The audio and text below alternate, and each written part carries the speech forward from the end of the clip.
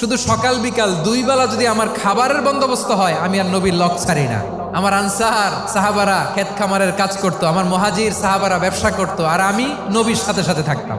5374টা হাদিস তিনি বর্ণনা করেছেন। সবচেয়ে বেশি হাদিস বর্ণনাকারী সাহাবী আবু হুরায়রা রাদিয়াল্লাহু তাআলা আনহু। বিড়ালের বাবা কি করতেন? খালি হাদিস মুখস্থ করতেন। হাদিস প্রিজার্ভেশনের কাজে বিশ্বনবী ওনাকে কাজে লাগিয়েছেন। উনি একদিন বলেন, ইয়া রাসূলুল্লাহ আসমাউ মিনকা কাসীরান ফালা আহফাজু। নবী, অনেক কথা শুনি, আমার মনে থাকে না। বিষ্ণু বললেন, তাই তোমার চাদরটা বিছাও। আবু হুরায়রা বিছালেন। বিশ্বনবী হাত বুলায় দিলেন। এরপরে অনেক হাদিস বর্ণনা করলেন। আবু হুরায়রা বলে, তারপর থেকে বিশ্বনবী যাই বর্ণনা করে আমি শুনি আর একটাও বলি না। এখন সুবহানাল্লাহ। বিশ্বনবী ওনাকে নবীর এই যে লক্ষ হাদিস প্রিজার্ভেশনের এই দায়িত্ব দিয়েছেন সাইয়েদনা আবু হুরায়রা রাদিয়াল্লাহু তাআলা আনহুকে। আপনারা কি খেয়াল করেছেন কত বড় চৌকস ট্যালেন্ট হান্টার ছিল আমার নবী? এক একজনের এক এক ট্যালেন্ট, এক একজনকে এক এক দায়িত্ব দিয়েছেন, এক একজনের প্রতিভাকে এক একভাবে বিকশিত হওয়ার সুযোগ দিয়েছেন। আওয়াজ করে বলেন ঠিক কি না?